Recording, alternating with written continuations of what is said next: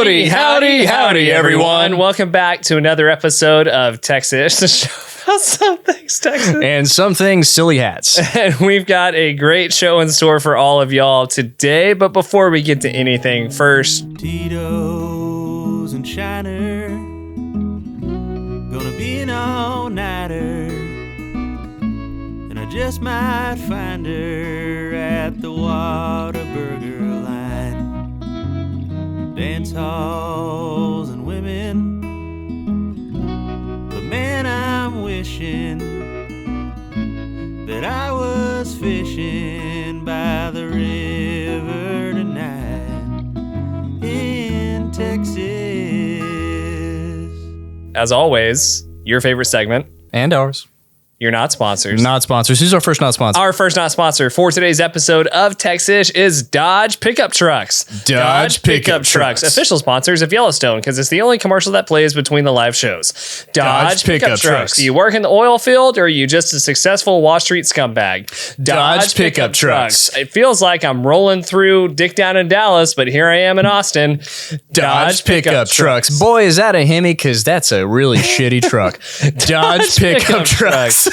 That was good. Thanks, that was man. I good. appreciate it. I'm going to take this hat off now. Oh, yeah? Is that getting uncomfortable? Well, it's just hard to, Do you know anybody who drives a Dodge Pickup? Not in Texas. Oh, wait. O'Malley drives one. Does O'Malley drive one? Or it's a Tacoma. Oh, that's a Toyota. That's a Toyota. I get Yeah. the two confused quite a bit, if I'm being honest. I don't think that's normal. I just personally... Right, yeah. You just personally. Very frequently get the two mixed up. Who's our other not sponsor?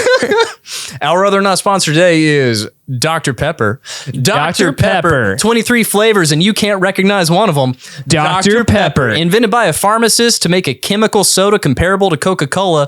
Dr. Pepper. Also, the best jelly bean of all the jelly beans. Dr. Pepper. It's your grandma's favorite drink. Dr. Pepper. It's basically like coffee for everybody in West Texas. Dr. Pepper. It's a breakfast food. Dr. Pepper. And it's like crack for people not from West Texas. Dr. Pepper. It's Coke for Texans. Dr. Pepper, making Pepsi eat since 1985. Dr. Pepper. There we go. That was good. I like liked that. it. Thank Speaking of Dr. Pepper. Oh, yeah. A little Dr. Pepper of our own. We got a couple of just interesting things to dive into really quick. We're going over time as a Baptist preacher usually does. So That's what we do. And we're dressed really nice today. Why are we dressed nice, Connor? We are going to see the screening. We were invited by our good friends Coda Millett and Michael Fish. We'll link the episode Michael Fisher right here to go to the first screening of their movie up on the housetop. Probably one of the very few horror Christmas movies ever made. And it's a really cool full circle moment. Full circle moment. Because we interviewed them last year, helped them raise some money, Around like this almost time. a year ago. Yeah, almost a year ago. And now we're going to the premiere. And it's So going to be fantastic. it's going to be great. We're excited. But before we do any of that, we got to get to a couple of things. Yes, we do. What happened once upon a time in Texas history? Once upon a time. Once upon a time. I want a petition to move Once Upon a Time to after Small Town. Since I always do that. Fine. Let's start right now. Who was our small town of the week? Small Town of the Week is Canadian, Texas. Canadian, Texas. Canadian, Texas is a city in the county seat of Hemphill County, United States, population 2,649 in the 2010 census. So it is a true Texas small town. Now, this one is in the Panhandle. We often talk about small towns in East Texas, Hill Country, that area, but I wanted to highlight something a little bit different, a little new for you guys, Canadian, Texas. Canadian, Texas. So Canadian, Texas is sometimes called the Oasis of the High Plains. Oasis of the High Plains. I don't know who calls it that, but that is what it is sometimes called. The trail flows along the trails along the river are older than recorded history. Really? Francisco Coronado came through. Francisco Coronado came through in the area in 1541. Wow. In a vain search for the seven cities of Cibola. Oh. Which is part of this like cities of gold, right? Yeah. Like that was the El Dorado search, right? Is they're just trying to find gold in new places. Early settlers thought the river would flow all the way to Canada. Mm-hmm. They were wrong. Doesn't it flow like not even that Not even that direction. So they thought it would, lead them to Canada. It didn't. Plot twist. In 1840, Josiah Gregg and 34 men from Missouri passed through Canadian with trading goods worth $25,000 while en route to Santa Fe, New Mexico. In the 1849, Canadian of New Mexico. parties headed for the California Gold Rush passed through, led by Captain Randolph B. Marcy. In the 1870s and 80s, hunters, cattlemen, settlers alike used the trails as the Panhandle was open for Anglo-American settlement. Canadian had a Baptist academy. Robert Moody, 1838 to 1950, a banker, rancher, and academy trustee, built the Moody Hotel downtown to reflect on the future of the community. The 3-story brick veneer structure replaced the former McIntosh Hotel. The Moody opened in the late 1910 with 40 guest rooms. You want me to stop now? Are you gonna do it? Am I going to keep doing it? I'm That just was waiting, mostly- I'm that waiting was for you to mostly a get to the bit. punchline. Which is Former home of Tom Brown. former home of Tom Brown. Otherwise, the real person from the real podcast, Tom Brown's body. Tom Brown's body. Yeah. That's actually true. Fair That enough. is, yeah. So if Canadian sounds familiar, it's probably because of that podcast, not because of anything we just said. Here's my favorite part about Canadian Texas. Part of Castaway's filmed there. Wait, what? Yeah, the Tom Hanks movie Castaway. Part of it was filmed in Canadian. Like the part The part where he goes to the person whose mail, he's Yeah. like, hey, this is your package. Yeah. is the Canadian Texas on the address or like it's just filmed? It's just filmed there. I can't remember if it's on the address, but That's it's filmed there. wild. Wild, right? What? Canadian Texas, everybody. The oasis of the Panhandle. The Oasis of Tom Hanks. And somebody from our gym is from. Yeah, a good friend of ours from the gym who we got some inside info for the Tom Brown case from, which was pretty interesting. That was actually really fun. Tom Brown's Body from Texas Monthly. If you haven't checked it out, check it out. It's a great read. Very good. Well, it's a good listen. Listen, sorry. Yeah. And yeah, Texas Monthly, anything they do, we're going to support. They're also so Canadian Texas storied football program. They're so obsessed with football that they don't have a baseball team. Why would you? Well, like they're like it would distract in From- the springtime from like spring football. You So can't they just have. Can't have your quarterback throwing baseballs. No, just doesn't all I'm work saying. that way. Doesn't work No, that way. Can't work that way. Running a small business is incredibly hard when you have no idea how to market it or brand it clearly. Small business owners, small business operators across the country work so hard to make products and services that they are proud of, but almost always hit a plateau in growth. That's why Creators Collective is here to help. For years, we have helped businesses triple, quadruple, even 5 times their revenue by creating branding and marketing content that clarifies your brand and drives sales. So if you are at a bottleneck or at a plateau, trying to grow your small business, even stay in business, make sure to visit creatorscollective.us right now. Schedule a call so we can find out what services you need, how we can work with you, and make sure that we can boost your bottom line so that you can grow as a business. Do you want to find out what happened once? I would love to know what happened once upon a time since we just changed the structure of our podcast 78 episodes in. I kind of just wanted to make you a little mad. I'm not mad at it. It's funny. Who's our small town? We just did the small town. See, I'm already. Yeah. Okay. What happened once upon a time? So in the 1880s, Dr. Pepper was created by a pharmacist named Charles Alderton in Waco, Texas, and first served around 1885. Okay. So Dr. Pepper actually has kind of a storied history. It was invented before Coca-Cola. Did you know What? that? I did not know that. So it was invented before Coca-Cola. Okay. Though it wasn't as widespread in popularity until a little bit, kind of after. It was kind of like one of the first colas. And Charles Alderton was a pharmacist back in the day. All these pharmacies had little soda fountains attached. Yeah, and witches in the back. And witches in the back. Yeah. You can't forget the witches in the back. No. Or the brujas, as they were called. Nice. Yeah, thank you. So this guy sets out to invent a soda that can compete with some of the other like sarsaparillas and root beers that they have floating around. And he comes up with a proprietary 23 ingredient list. Okay. And this recipe is reported to be stored in 2 different vaults. So they've torn the recipe in half. And the original recipe is said to be in 2 different locations. What? And you can't split it evenly. And no one person knows the combination to both safes. How do they keep this? Like, how does it stay? I don't know. So that's like one of the things is whenever they have to make a new batch of whatever it is, they have to get these 2 people together. They have to get their own codes and they have to take out the original recipe. this day, To right? this day. What? That is the myth anyway. I don't know if that's still how it's done, but that is Okay. the myth. Nice. Right? really cool, right? And the whole thing is there are 23 distinct ingredients that make Dr. Pepper different from everything else. And that's actually really important because Dr. Pepper, once it was available in 1885, became very popular, widespread popularity. They wanted to bottle it and sell it, and they were able to do so. What started happening is you forget that these conglomerates become so big that they start competing with each other. Yeah. And Coca-Cola wasn't happy that Dr. Pepper existed. Yeah. So they sued them for infringement on like their product. Okay. So Dr. Pepper does this really clever thing where they distinguish that they aren't a cola product or a cola soda. They're a pepper soda. So they distinguish a separate category. Yeah. Okay. Dr. Pepper then sues Coca-Cola because Coca-Cola tries to make a spinoff product called Pepper. Are you serious? I'm serious, which they then have to change to Mr. Pibb. Oh. Now, Dr. Pepper's doing okay, but they come on some dire financial straits. And what happens is Coca-Cola starts to make a move to maybe buy them. But the FCC is like, no, that's a monopoly. You can't own. You can't have both. You can't have both. You have to choose, right? So Dr. Pepper teams up with 7-Up. 7-Up comes in and they form Dr. Pepper 7-Up, that particular conglomerate. And then they just start competing.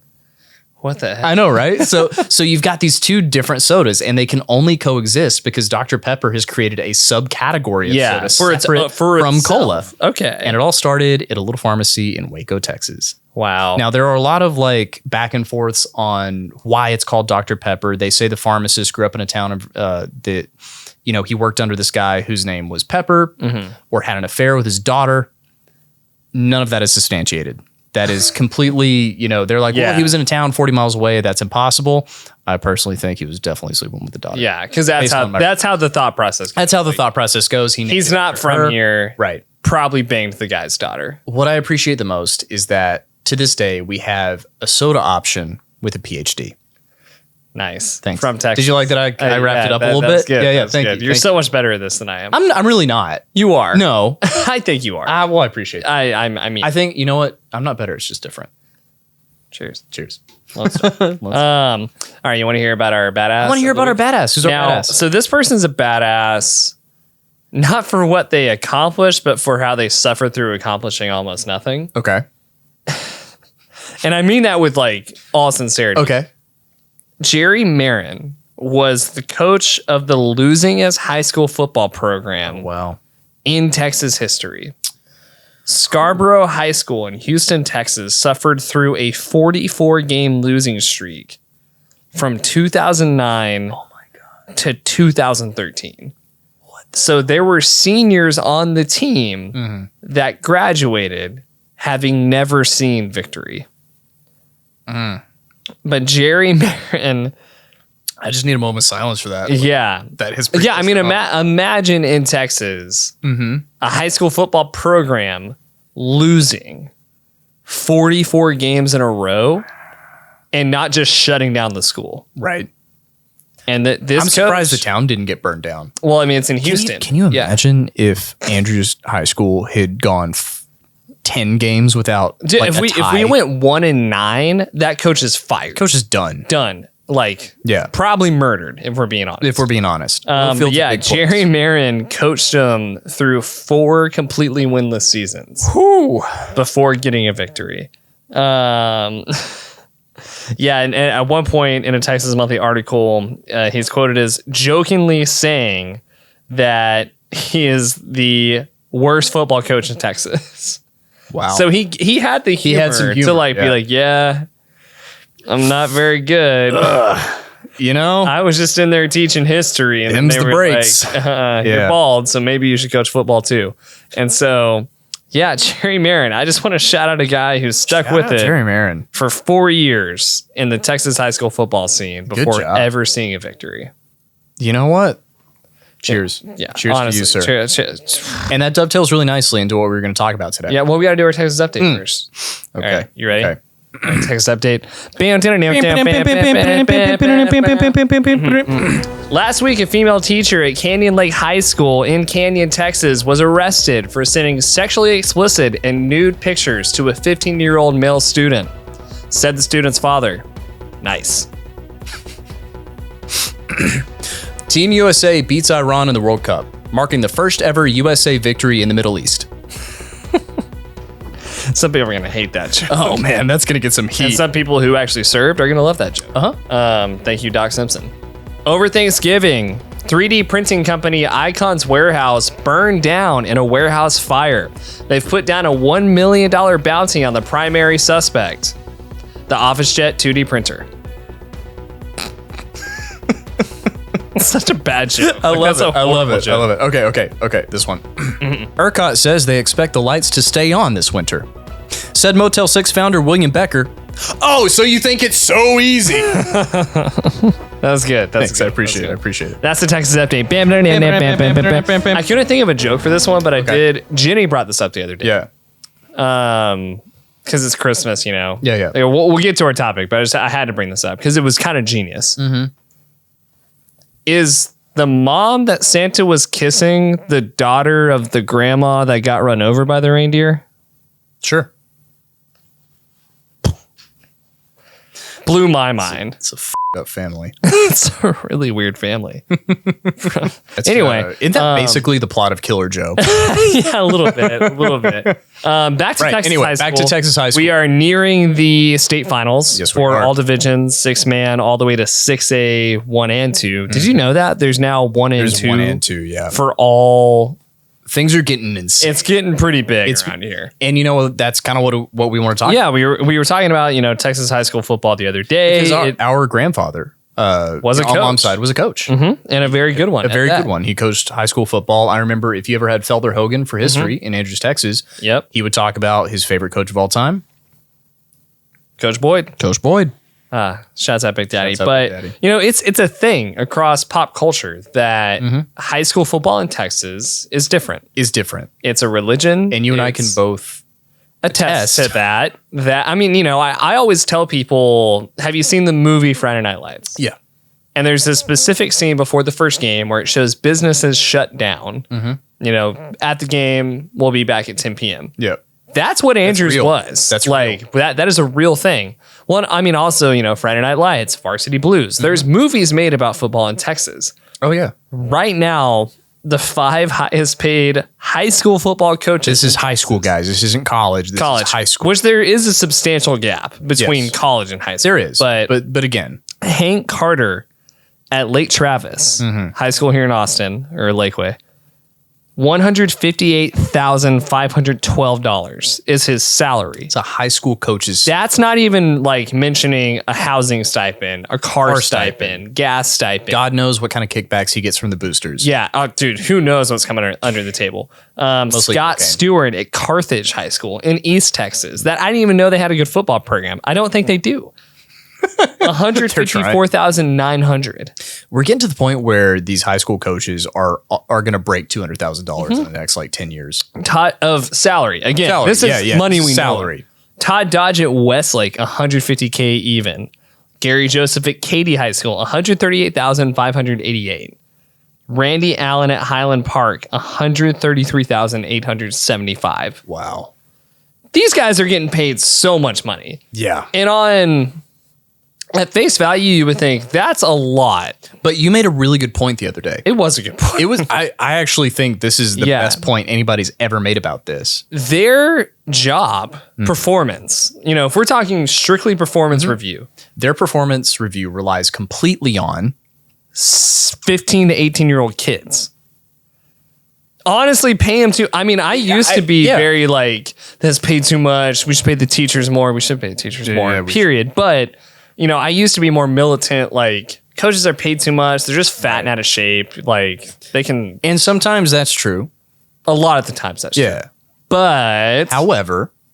I did finally realize, like, oh, wait. Coach Gardner's performance at the end of the year relied on my ass showing up to practice on time at 15 years old. So, to put this in perspective, a couple episodes ago, we talked about a young man who murdered somebody else in our hometown. Yeah. Right? Mm-hmm. That young man was on our football team. Yeah. And our coach's salary depended on that person running a post route correctly.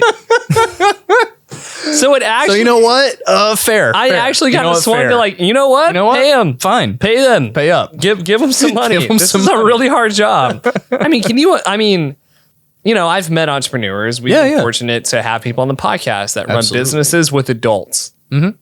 And they talk about it's so stressful. so Like, I difficult. come home and so-and-so said this and this person did this. This and person didn't show up to work and they're Yeah. not pulling their weight. These are guys adults. show up at like 11 p.m. on a Monday Yeah. because they've been in the film room and they're like, well, Johnny's sleeping with Allison again and Joey was late and these guys' grades are bad. Like, You're asking somebody whose main like goal in life is to be good at teaching people a sport yeah. to help bring grades up.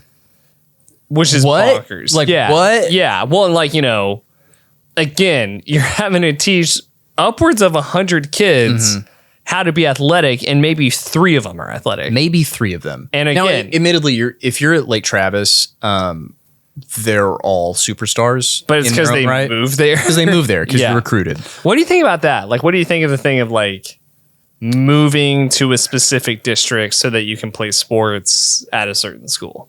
I think it's words that I can't say on a podcast, or our mom will kick my butt. Well, you said but, so go ahead and stay on this trend. No, I think if you're moving your child to another location because it's like the better athletic program, Yeah. and in few exceptions, it's utter ridiculousness. Yeah. You are trying to live your life through your child, and your choices are going to impact them in the most Yeah. negative ways possible. And you're adding stress. That's my to, opinion. And you're That's adding my stress to poor Todd Dodge's life. He's only Right. getting paid $150,000 to deal with your kid. deal with your kid who Yeah. who inevitably is going to end up hooked on, Zoloft. Yeah, probably.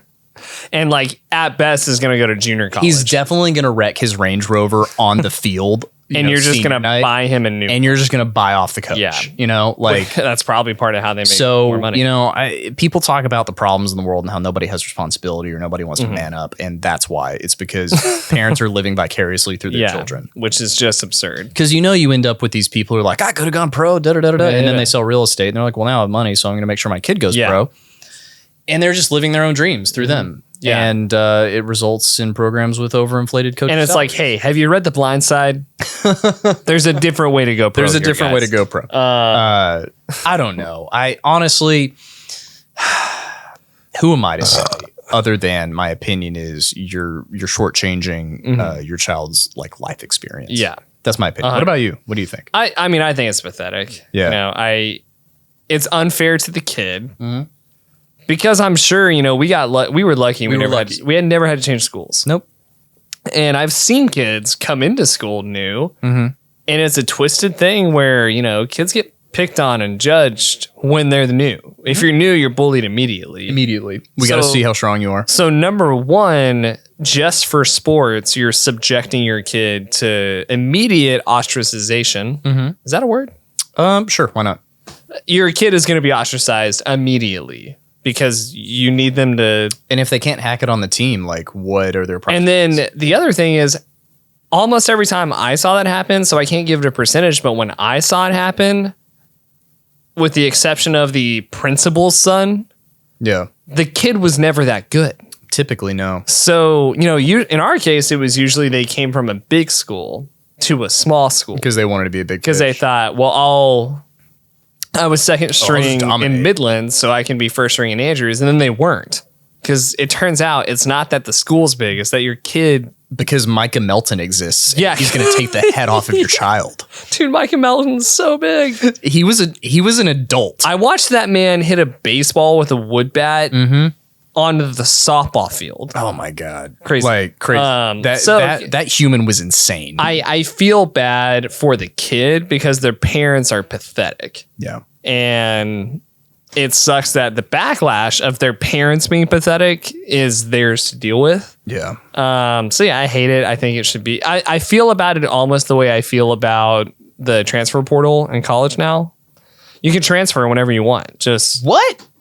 you didn't know this? I didn't know this. Yeah, in NCAA, you can enter the transfer portal Whenever. anytime. If I'm dissatisfied, yada yada, I go to schools. All right. And I just don't.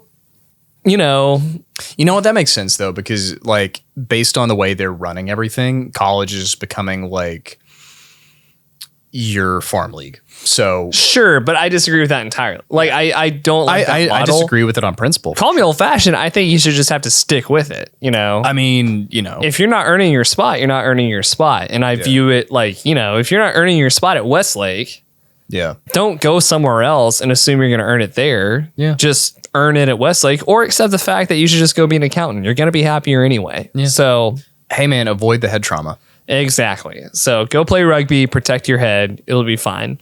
But yeah, Texas high school football, it's crazy how it does. Crazy how it does this. It dictates so many parental decisions, so many like the life expectancy of coaches. But you know what? Like to take it away from just kind of like coaches and the crazy stuff, high school football does have the ability to bring towns together in Or the weirdest separate or them. separate them. But it does have kind of this magic about it. Yeah. Whether it's the size of the stadium, the fact that it's outside, I don't know exactly what it is, but unlike any other sport, it puts people in a position to really root, not just for the kids playing, but for the town itself.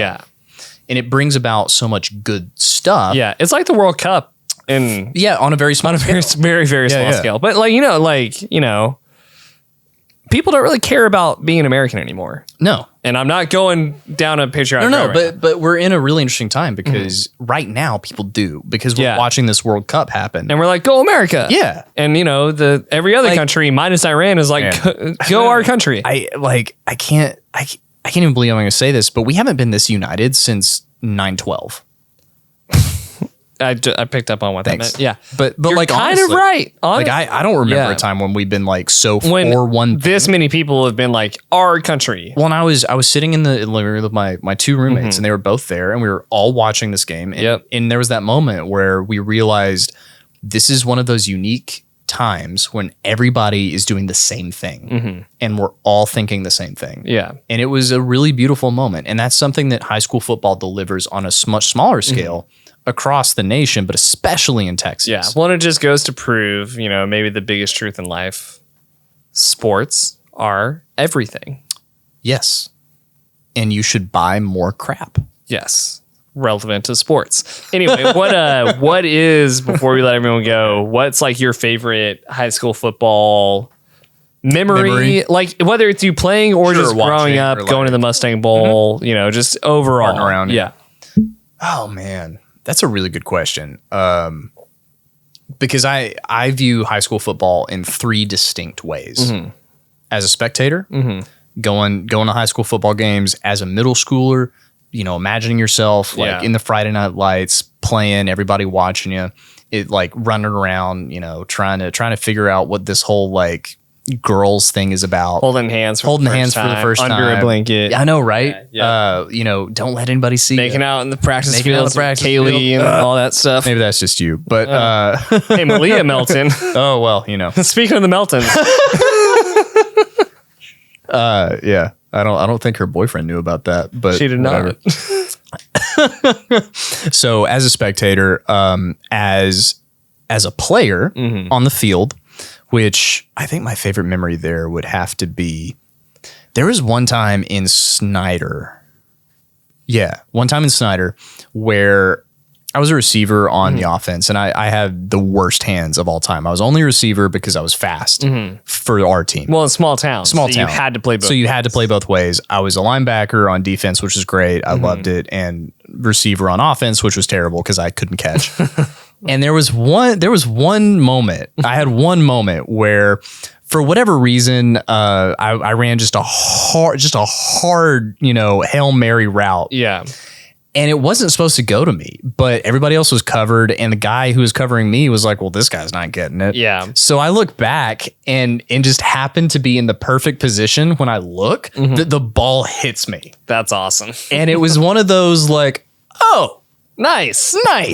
and that was fun because for the first time in my whole life, I could like run a touchdown. That's awesome. So that was fun. And then the third one is the bus on the way back. Yeah. So every single game, no matter whether it was a win or lose, the bus on the way back was always interesting to me because that's when you find out who these people are. Going up, everything's like everybody's laughing and cutting up, and that's its own thing. But coming back is where you finally, for the first time as a man, see other men being vulnerable. And that's when you kind of learn what character is. And those little moments of development are something I'll remember forever. Heck yeah. Yeah. What about you? Man, yours is way deeper than mine. 2012, because for the longest time, Seminole was not in Andrews District. Right. Which is weird, but yeah. Yeah, because it's right there. But then when I was in high school, it switched where Seminole was in our district. And animosity was immediate.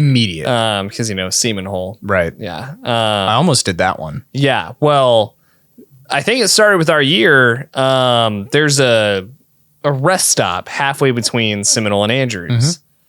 And Coy Lopez, the day before the game, and like a pack of high schoolers drove to the rest stop, and Rance Layton, I think it was Rayleigh Suarez, a kid from the Seminole team, and a pack of Seminole kids met there, and they fist fought. And I remember you telling me this story. And it started a tradition of like before the Seminole game, there's an all-out one-on-one fist fight brawl, a Warriors level between two guys that have to play the next day. Yeah. And that's just it's such a weird tradition. Like these guys are going to be coworkers in 5 years, but it's such a like high school, like, we grew up in a place where like the 90s kind of lagged a little bit. Well, it's like that whole thing. I remember you telling me the story, and I was like, that's basically, your socks and greasers. Yeah. Honestly. Yeah.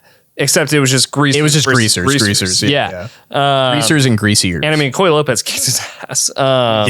Who later went on to be like, he actually fought in a like MMA sanctioned fight and won. So, but yeah, I just always remember that because, I would hear college roommates tell stories of their football traditions and stuff. And it's all big city. And that one's really unique. And it was like, yeah, we had like a thing where we organized a fight between two people. Did you ever go to those? Yeah, I went. Yeah. It was awesome. Yeah. Should have placed bets. You should have been the bookie. The one person who can do math. Yeah. Hey guys, who wants the over? But yeah. Oh, Texas high school football. We should go to a game or something. Honestly, yeah. What if next year we're just broadcasting the state championship? Why not? Like, welcome to the biggest waste of money at Jerry World there ever has been. Where Todd Dodge is looking for a raise. All right, everyone. Let's watch a couple 16-year-olds beat the shit out of each other. Let's watch the greatest day of a lot of future alcoholics' life. Here we go. After this, they're all going to be real sad for a real long time. You're going to watch a lot of kids cry today. It's going to be great. 2 of these people are going on to college. The rest of them are taking out big loans that are never going to get paid off. Welcome to the future welders of America. Not sponsored by the Texas State Football Championship. Definitely not sponsored now. The stealthily saddest day in most 16 It kind of is. Anyway. Well, hey, thank you guys so much. Thank you all so much. Don't forget to watch the Texas State High School Championships on Fox coming up in a couple of weeks. Don't forget to follow, subscribe, like, hit us up on Instagram. We got a lot of reels coming up on there. Thanks to Creators Collective. Thanks to Pouch 6, Q6 Media. Thank you to all of you. We appreciate y'all so much. Bye, y'all.